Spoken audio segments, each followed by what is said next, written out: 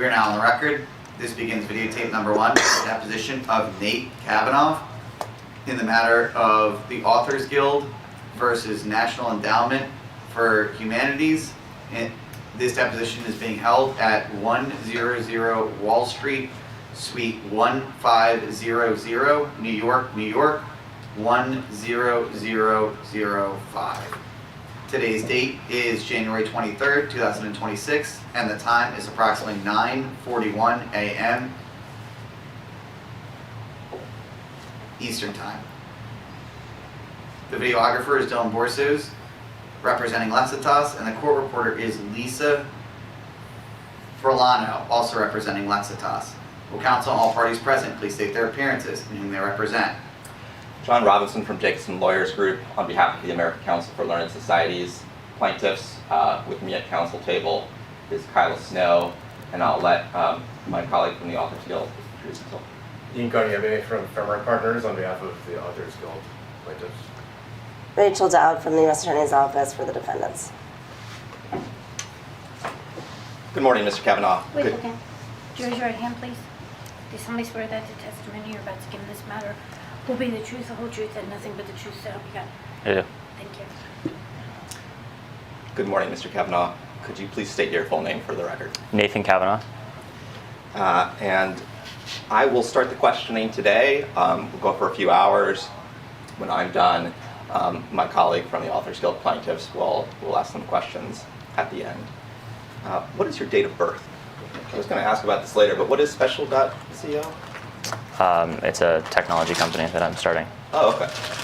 Do you have any other email addresses? I do. This is the best one to reach you, that Special. Okay. Where are you currently employed? I'm the founder and CEO of Special. Any other employment? No. Any other projects you're working on? No. For how long have you been working on this Special.co? We legally incorporated the company on August 8th, 2025. And could you say a little bit more about what it's going to be? We're acquiring traditional services businesses in the U.S. and trying to make them run more efficiently using software and AI. Do you have employees? We do. How many? 2. Have you ever been deposed before? No. Have you ever given testimony in court or any other context? No. So you understand that you're under oath today to tell the truth? Yes. Counsel for the government here might object. You understand that you should answer my questions, even if counsel objects? Yes. Let me know if you need a break at any point. I'll try to take a break every hour or so, but just let me know. If a question is pending, I'll ask you to answer the question before we take the break, but if you need a break, just let me know. Aside from this case, are you a party or witness to any other litigation at the moment? No.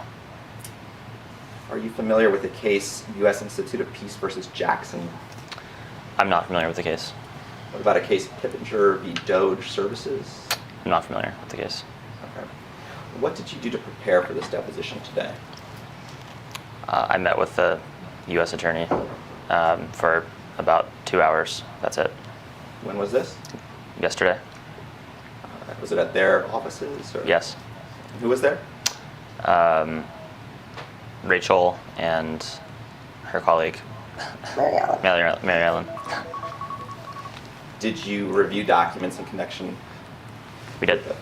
Did they help refresh your memory of the events that? Yes. What documents did you review?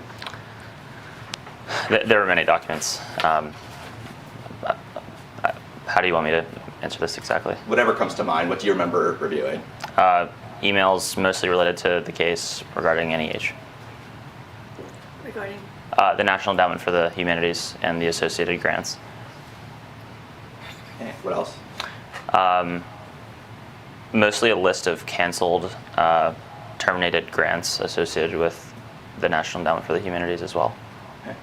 We'll probably look at some of those lists later today, but as you're sitting here right now, do you recall which specific lists you looked at? No, there were hundreds of grants on this list and tens of emails. So the grants, and we'll talk about this more later, the grants terminated around April 2nd. Was the list that you looked at around that time frame, or was it earlier on? Or? It was around that time frame, yes. Okay. And what did you discuss about that Objection. list? What's the objection? Privilege. Are you instructing the witness not to answer? I mean, don't answer to the extent that it would reveal communications that you and I had about your work in connection with NEH. Can you repeat the question? What did you discuss about those spreadsheets? The rationale for which certain grants were terminated. What other documents did you review? I don't recall any others besides what I've already told you around emails with Michael McDonald and the team at NEH and the associated grants. Okay. And what did you discuss with counsel from the United States about the rationale for terminating the grants? Objection. I'm instructed not to answer. Are you going to follow that? Yeah, I refuse to answer, yeah. Okay. You're not being represented by private counsel for purposes of today's deposition, correct? That's right. You understand that Ms. Dowd represents the interests of the United States. She's not your personal attorney. I understand, correct? yes. So you understand you're not in an attorney-client relationship with her today, right? Yes. And you understand you weren't in an attorney-client relationship with her yesterday? Yes. Okay. But you're still objecting on the grounds of privilege to that question. You're still refusing to answer as to what Ms. Dowd told you yesterday relating to those spreadsheets and the rationale for terminating the grants. It's the privilege of the United States, and that is what I'm objecting based on. And are you going to follow that instruction? Yes. Okay.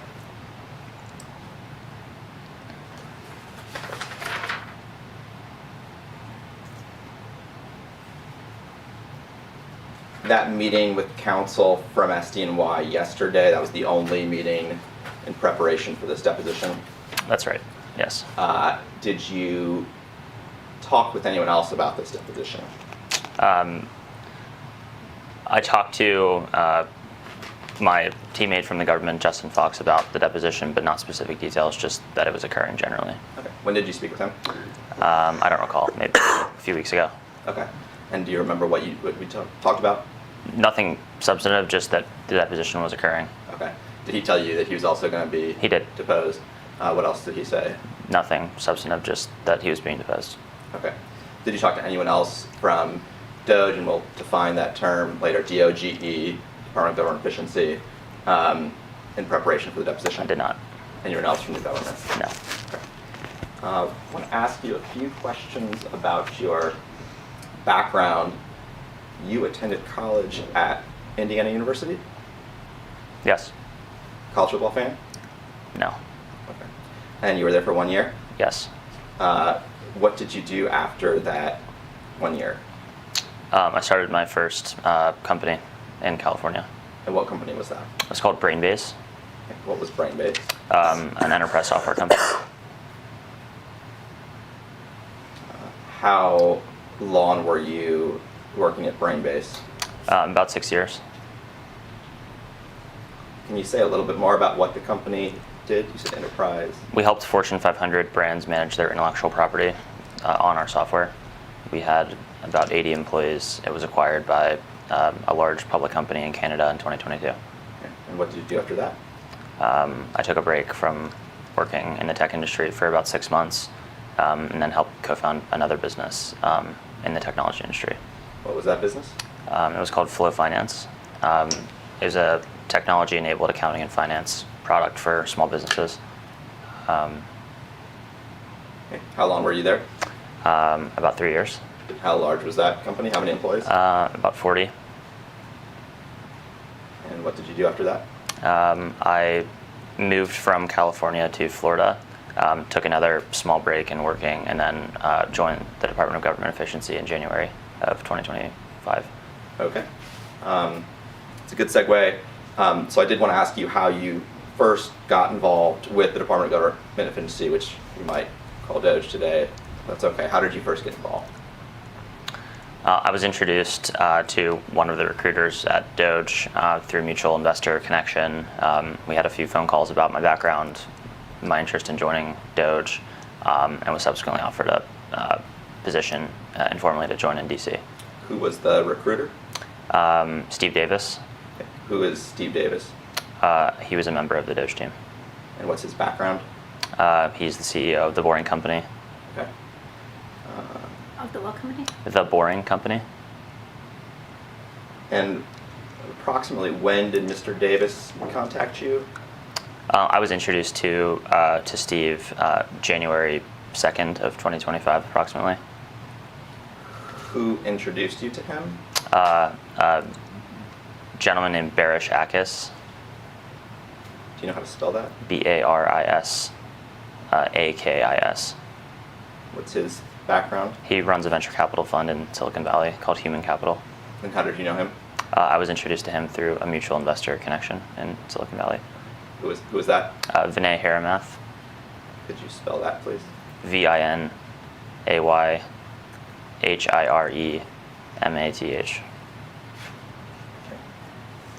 And did I hear you correctly that Mr. Davis was the recruiter, was the DOGE recruiter who contacted?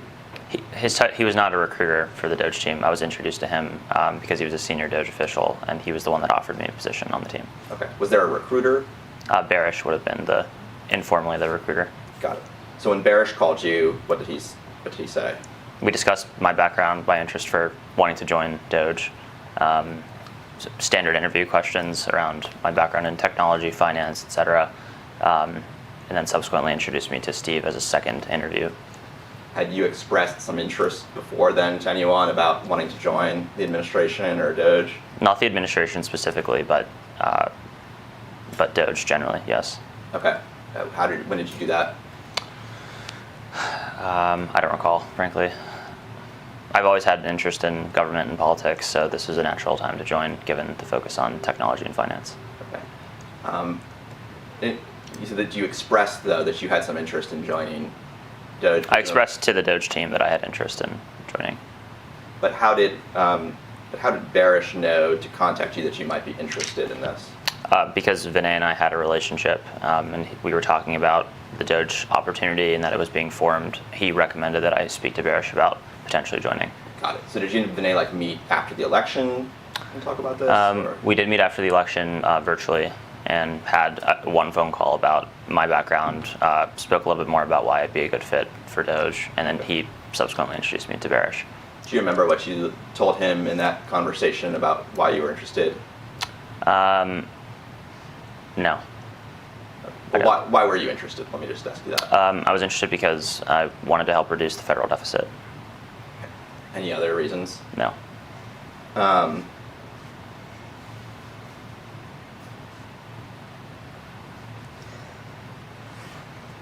You said that Mr. Davis offered you the job? It was an informal offer. It was basically, if you're interested in joining, we will assign you a first project on the DOGE team. And I said yes, and subsequently started working on a project for the DOGE team. Did he interview you? Did anyone interview you? Barish interviewed me twice. Steve and I had a conversation, which would have been the final interview in the process, and then I subsequently joined. What was Barish's role with DOGE, if you didn't already say? He had an informal role as a recruiter of folks from the technology industry, just given his background. Do you know if he's employed by the government? I don't believe so. So aside from the individuals we've talked about so far, Mr. Davis, Barish, Vinay, is there anyone else you spoke with in or out of the government before you joined the DOGE team about joining the team? Would have been casual conversations with family. My dad, for example. Outside of that, no. No. Did Mr. Davis or Barish tell you what you would be doing at DOGE? No. What did they tell you about what your responsibilities would be generally? They did not tell me. So you just knew, what did you know about DOGE at this point? I knew that the effort of DOGE was to reduce the federal deficit from $2 trillion annually to as close to zero as possible, and that was really all I was told. Did you know anything before you started about the mechanics, about how the administration wanted to accomplish that goal? No.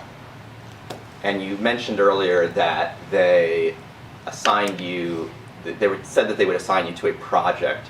Did they tell you what that project was going to be before you joined DOGE? No. Did they mention anything specific about the National Endowment for the Humanities? No. Anything specific about any of the other agencies that you eventually worked at? No. Did you speak with Elon Musk before you joined No. DOGE? Speak with Amy Gleason? No. And do you recall the date that you first formally joined the DOGE team? I started working on my first DOGE-related project in early January. I moved to Washington, D.C. Around Inauguration Day, January 20th, and formally started working in person a few days after that. What was that first project? We were building an organizational chart of the federal government to try and understand the relationship between the different agencies and the associated hierarchy. What was the goal of that project?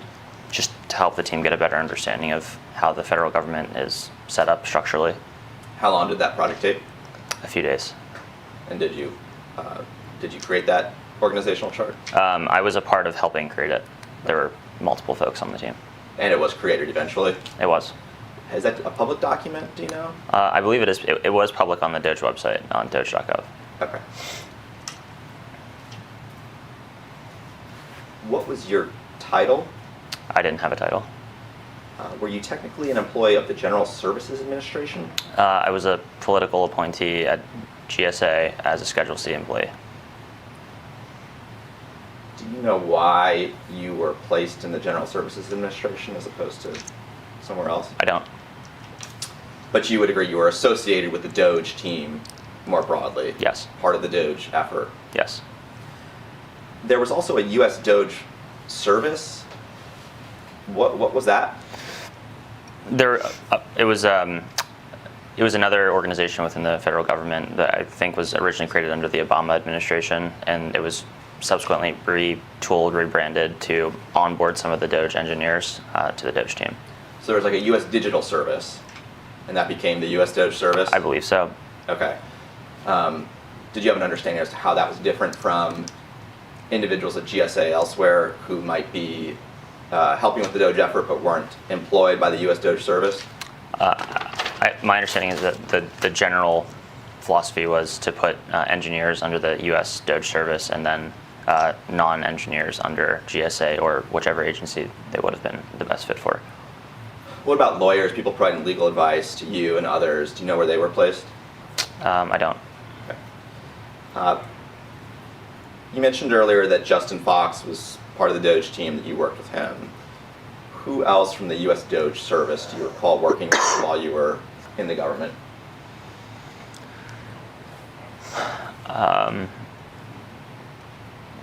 Can you repeat the question? Sorry. Who from the U.S. DOGE service do you recall working with while you were at the government? There were several employees, engineers.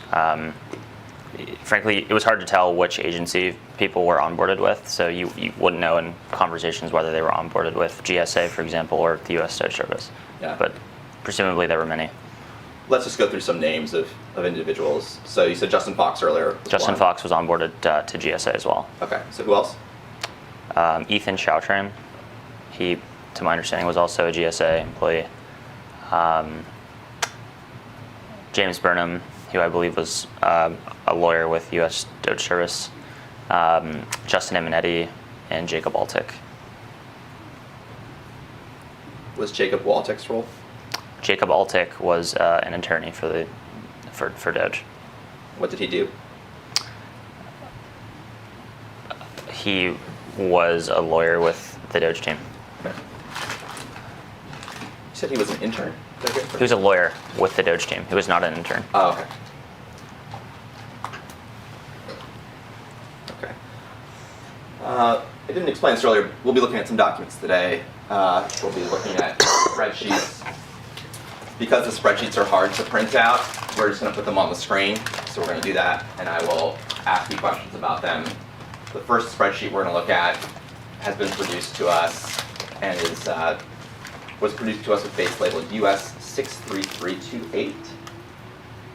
This is subject to the protective order.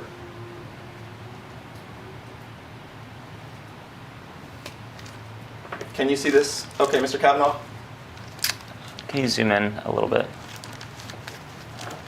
Yeah, I can see it. Have you seen this document before? I've not. Just looking at it, can you tell what it is?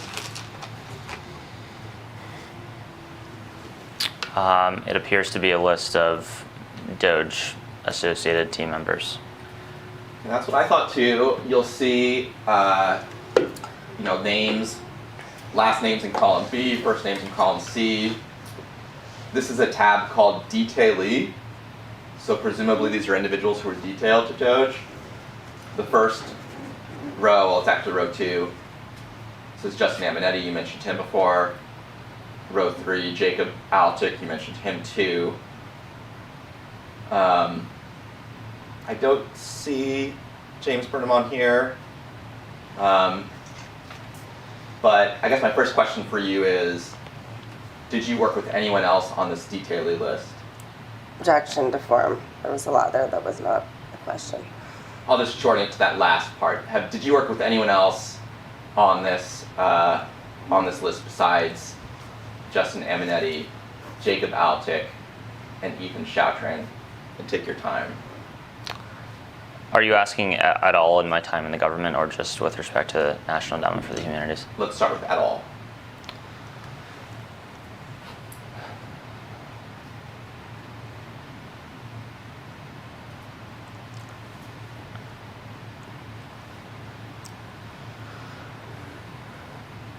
I worked with Ethan Chautran. Anyone else? I had conversations with others on this list but didn't work with them in a formal project capacity while on DOGE. Can you provide an example of someone you had a conversation with but didn't work in a... Luke Ferreter, Akash Boba. What did you speak with Luke There's Berger about? general colleague conversations, informal, not related to any specific DOGE project. I'm sorry, can you just provide a little bit more context about... Luke and I saw each other in the hallway at GSA and would have casual conversations about how are you doing, just standard Okay. colleague conversations. Anyone else? Austin Rayner, similarly, he was a member of the DOGE legal team. I didn't speak with him in a legal capacity. It was a similar, hi, how are you doing type conversation.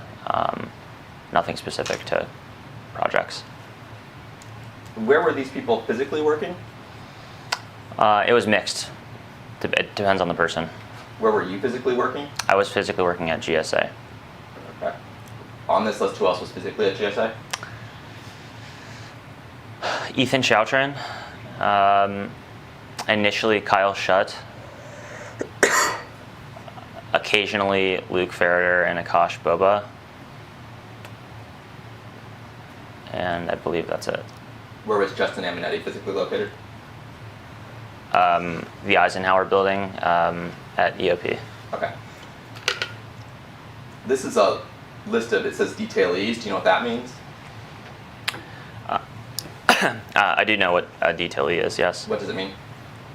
Generally means you are assigned from your home base agency, in my case GSA, to another agency within the federal government. So how would that apply to someone like Justin Aminetti, if you know? I don't know how it would apply to Justin Aminetti because he was a lawyer with the U.S. DOGE Service. For non-lawyers, it would be you were assigned from, for example, GSA to NEH. Okay. And let's look at the contractor tab.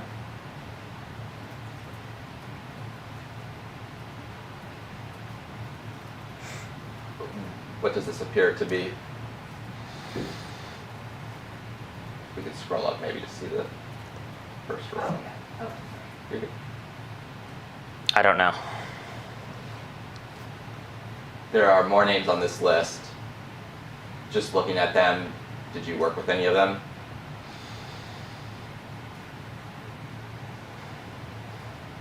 No. Scroll down a little bit. Do you work with anyone on this No. list? Let's go to the other tab.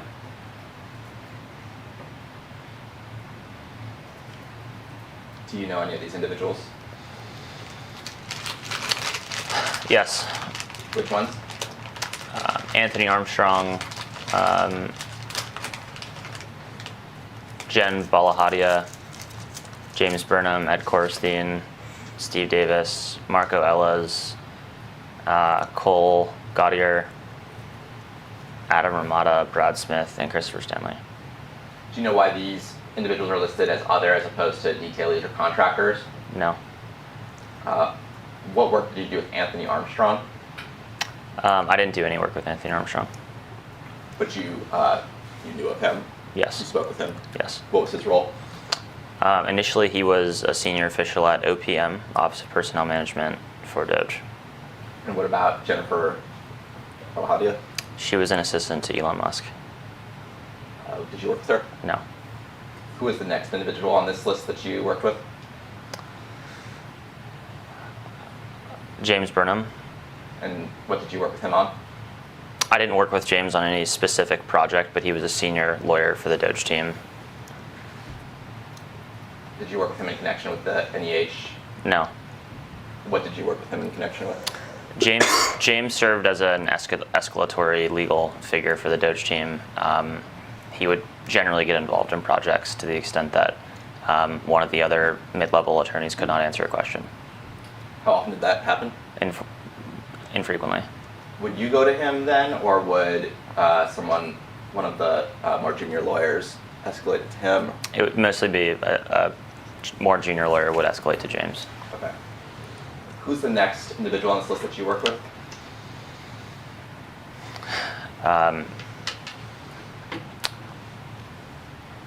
Steve Davis. And what did you do with Mr. Davis? Steve was effectively my manager at DOGE. You see, he was effectively your manager. Yes. Did he oversee your work with the NEH project specifically? No. Which project did he oversee? He assigned me to work and lead the small agencies team for DOGE. Beyond assigning me that responsibility, he wasn't intimately involved in my day-to-day work. What was the small agencies team? The small agencies team was the team at DOGE that was assigned and detailed from typically GSA to small federal agencies in the government, including NEH. Who was on that team? Myself, Justin Fox, Ethan Choutran, and then later Marshall Wood, Jonathan Mendelson, initially Jacob Altick, although he wasn't after a couple of months, and then Justin Eminetti took his place as the new lawyer on our team. And what was the goal of the small agencies team? It was to identify wasteful spend within the small agencies in the federal government. Which agencies were those? There were about 100 small agencies on in our scope and purview, although we were mostly focused on agencies that were in executive orders, and those were the primary focus. How often did the small agencies team meet? Daily. Was there a particular time of day? No, most of the small agencies team, with the exception of Justin Eminetti, were physically present at GSA as the home base.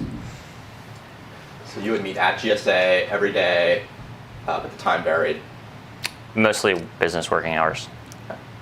And what would be discussed at these daily meetings? It wasn't a formal daily meeting. It was you showed up to GSA for work, and the nature of our work was mostly focused on the status of projects regarding the small agencies. Okay. We might return to that later, but I'm going to move on now.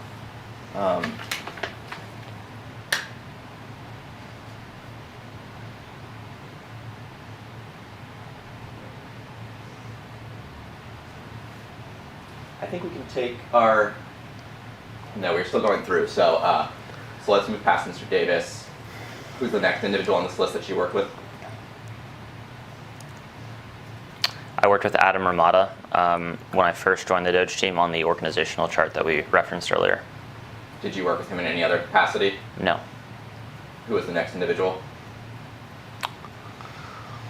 Nobody else in a formal project capacity.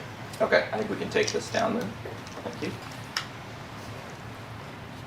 Were you planning to mark that as an exhibit? I didn't catch that.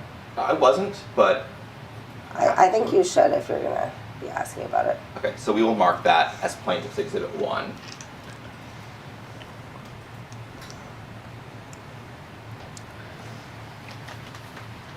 And just for the record, that was US 63328. It's a spreadsheet subject to the protective order.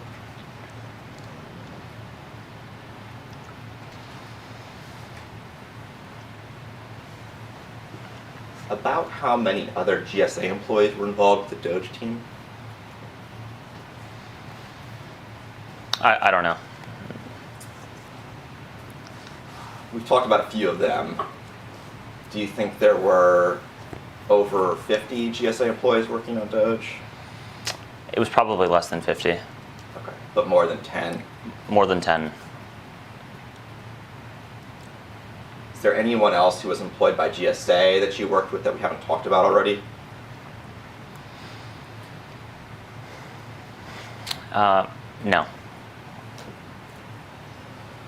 Aside from the US DOGE service employees we've talked about and the GSA employees affiliated with DOGE, was there anyone else working as part of the DOGE team?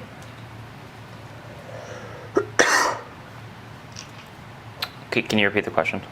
Aside from the US DOGE service employees that we've talked about and the GSA employees affiliated with DOGE, was there anyone else working as part of the DOGE team? Yes, I'm sure there were at other agencies in the federal government. Okay, can you provide an example?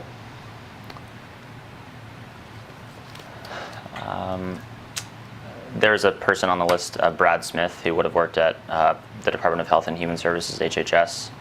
He was not assigned to GSA, but was, I believe, onboarded to HHS. Was he a political appointee? I don't know. So there were employees of other agencies who you would consider as part of the DOGE team, but were not employees of GSA, were not employees of the US DOGE service. That's right. How did you know they were part of the DOGE team? They would have been at our weekly or bi-weekly all-hands team meeting. Okay. How many people were at those meetings? It varied as the year progressed. Initially, it was quite small and then grew over time. The initial meetings that you were part, so you were part of DOGE really from the beginning, right? It sounds like January 2nd. Yes. So that initial core group, how many people were part of it at that point? More than 10 and less than 50. And what about by the end? Probably over 100 and less than 150. And by the end, I was referring to August 2025. Is that what you understood? Yes. That's when you left. Yes. Where were these weekly meetings held? It varied. What were some of the locations?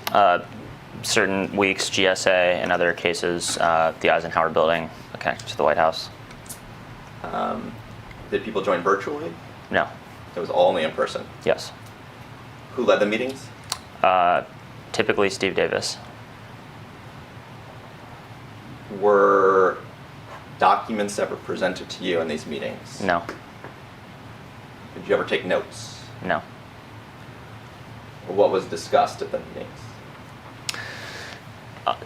Typically updates across various federal agencies, and then the respective leaders of each DOGE team. For example, the small agencies team would provide quick updates on basically major updates with respect to their work. So there was a small agencies team. What were some of the other teams that comprised DOGE? There weren't formal teams per se. They were mostly just related to the other large agencies. So there was a head of the Department of Commerce, for example, a head of HHS.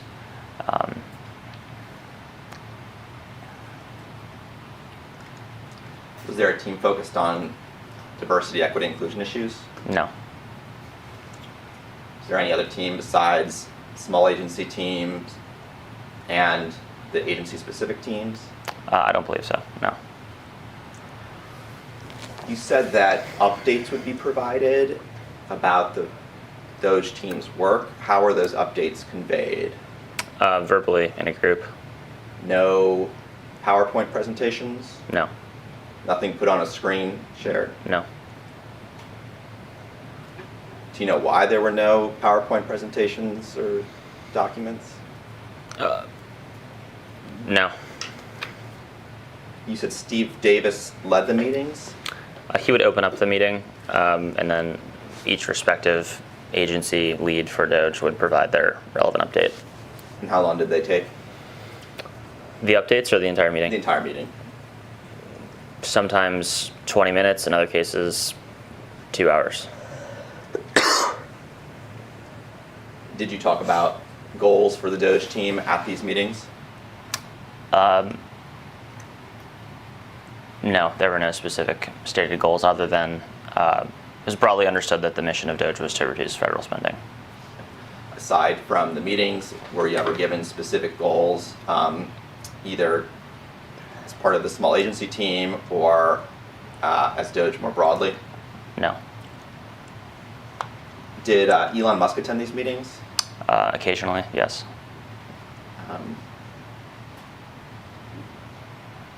About how many meetings do you think he attended?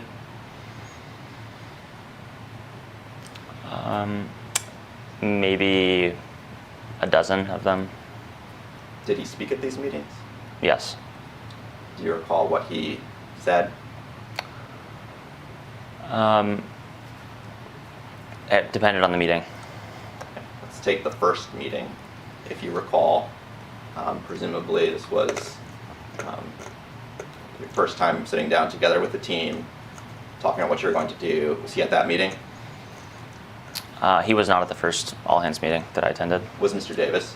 Yes. And what did Mr. Davis say at that meeting?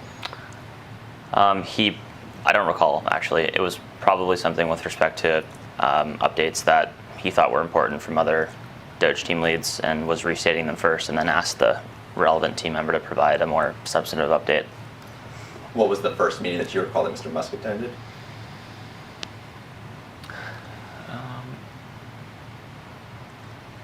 It would have been in late January, probably the first week of the administration. And what was that meeting about? It was a smaller group of about 20 people.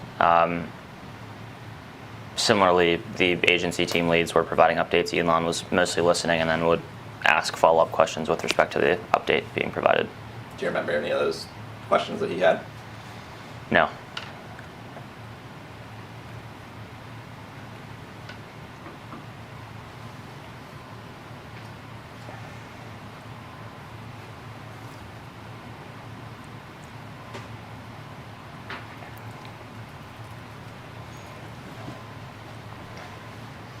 Did you receive any training before joining the DOGE team?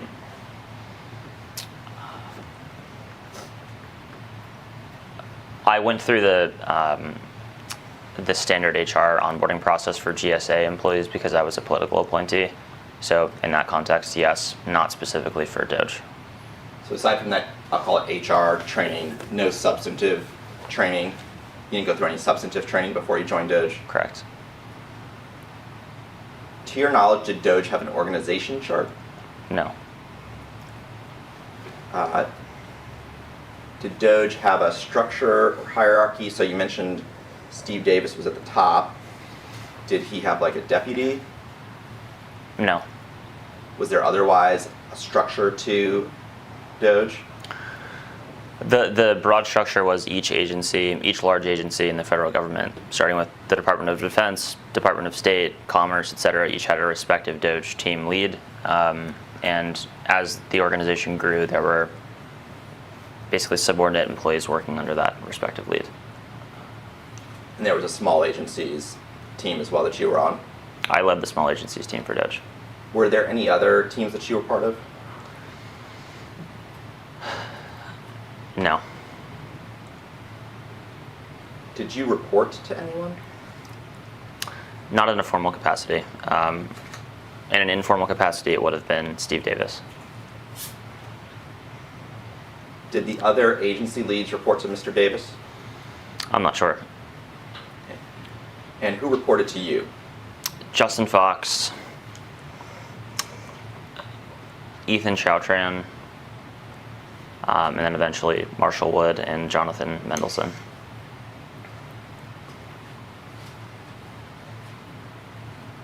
What was Amy Gleason's role in DOGE? I believe she was the head of the U.S. DOGE service. And how did that relate with Mr. Davis's role? I'm not sure if Steve had a title, so I don't know. You understood that as a practical matter, Mr. Davis was the head, that she was the legal head of the U.S. DOGE service? Objection. You can answer. Amy Gleason was the head of the U.S. DOGE service. I don't know what Steve's title was formally. Did she ever lead the weekly DOGE meetings? Not the ones where I was present, no. Did you ever see her at the meetings? A few times. Do you know what her role was, aside from her title, what her actual responsibilities were? I don't. Did you get the sense that she had significant responsibilities at DOGE? I'm not sure. I didn't interface with her very much.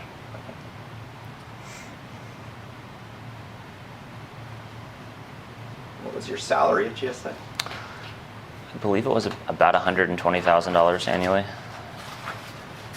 And prior to working at DOGE for this administration, you had no prior government experience, right? No. But you said you were interested in government since age. Yes. Can you tell me a little bit more about that? What prompted that interest? I'm not sure what prompted the interest. Did you go to any like summer programs or take any classes that aligned with that interest in government service? No. But you just had an interest in government generally? Just specific policy topics that were topical in each election, and reading just casual information that's publicly available. Which topics? Foreign policy, economic policy, social issues are some of them. What was that? Social issues, and those are just some of the topics of which I was interested in. Did you work on any like political campaigns before you worked in this administration? No. Did you ever go on like a podcast and talk about your views on these issues before joining the administration? No. Part of any like social groups? And where did you live, by the way, after college? Los Angeles? Los Angeles. Okay. Part of any like social groups in Los Angeles where you discuss these issues No. with others? Did you grow up in Indiana? I grew up in Pittsburgh.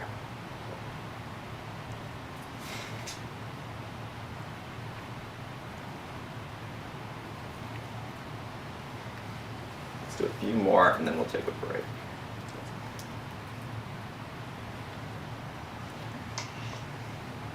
What was your first assignment at DOGE? It was working on the organizational chart that we discussed previously. What was your next assignment? It was interviewing general services administration employees, specifically in engineering, product management, and design. What did that entail? It entailed interviewing team members within GSA across those functions. How long did that project last? A few weeks. Was this in January, February Late January into early February. of 2025, I should be clear. What resulted from this project? I believe my inputs on the interviews with employees were then provided to the head of GSA when eventual RIF plans were conducted at GSA. What was your next project after that?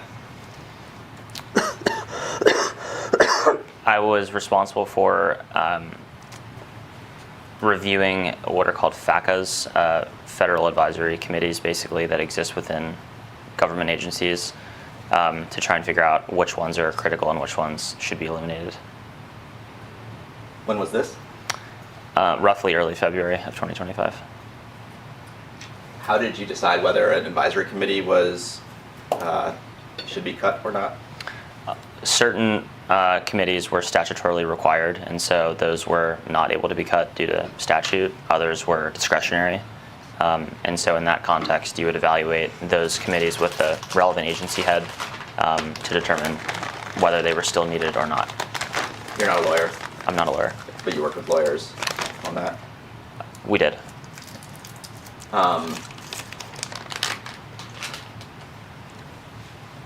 Do you recall recommending cutting certain advisory committees? Yes, we did. Which ones? When we reviewed the committees at, for example, Health and Human Services, HHS, any committee that was not statutorily required was sent to the relevant agency head and the DOGE team lead at that agency to review those for elimination. What was your next project after that? I was asked to lead the small agencies team for DOGE About when was that? about the middle of February of 2025. And was it Mr. Davis who asked you to do that? He asked me to review certain small agencies in the federal government with the context of there would be certain executive orders signed to reduce certain useless small agencies in the federal government. So Mr. Davis identified specific agencies at that point. I don't know if he defined the specific agencies. The broader context was the executive orders that were about to be signed. He told you that you would be working on a team tasked specifically with looking at smaller federal agencies. Yes, But you don't recall whether he identified any specific federal agencies in I that don't believe so. conversation? I don't believe so. And was he the one who assigned you to that team, or did someone else assign you to the team? The team wasn't created, so I was the first person to evaluate small agencies in the federal government for DOGE. And as that work expanded, it became a team. But he gave you this assignment. Yes. Did you speak with anyone else about this assignment, aside from Mr. Davis, before it got underway? I don't believe so. So what agencies did you look at as part of the small teams project? Small agencies team. The entire list or initially? Let's start initially. There was an executive order signed in February, which was the first, I believe it was titled Commencing the Reduction of Useless Small Agencies in the Government, something to that effect. And there were 4 or 5 small agencies on that list. The Inter-American Foundation, the U.S. African Development Foundation, the Institute of Peace, Presidio Trust. I don't recall if there were additional ones on that first executive order. And of those, what was the first one that you looked at? The Inter-American Foundation. Okay. What did you do there? We met with the head of the Inter-American Foundation and tried to understand more about the operations of the agency. What is the Inter-American Foundation?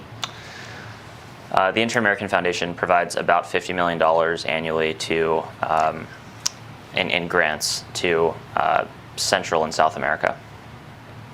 And what did you determine about that agency?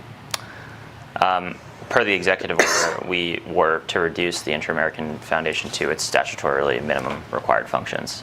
Which were? By statute, I believe it was 1 or 2 employees, which included an agency head, and I believe it was a general counsel. It was basically 2 employees, is what was statutorily required, and 1 grant. Did you cut funding to the agency? We did. Did you cut the grant? We did cut multiple grants. What was the next agency you worked at? The U.S. African Development Foundation. What is that? They similarly provide grants to projects in Africa. And what did you do in relation to the African Development Foundation? The same thing that we did with the Inter-American Foundation. You met with the head of the agency? We attempted to meet with the head of the agency. Our initial request was denied, despite there being an executive order. Eventually, we did meet with the head of the agency and proceeded to reduce grants and personnel. Did you cut the agency down to what you viewed as the bare statutory requirements? Objection form. You can answer. I believe so. Yes. Did you cut funding to the agency? We didn't directly cut funding to the agency because that wasn't in our purview. OMB is the organization that actually cuts funding from an agency, from the federal government to the agency through federal appropriations. We cut specific outstanding grants that the agency had already made. And did you cut specific outstanding grants at the African Development Foundation? We did. Objection. Okay. I want to talk about a few more, but I know we've been going for about an hour, so maybe let's take a break and then we'll come back. Sure. The time is 10:31, and we're now going off the record.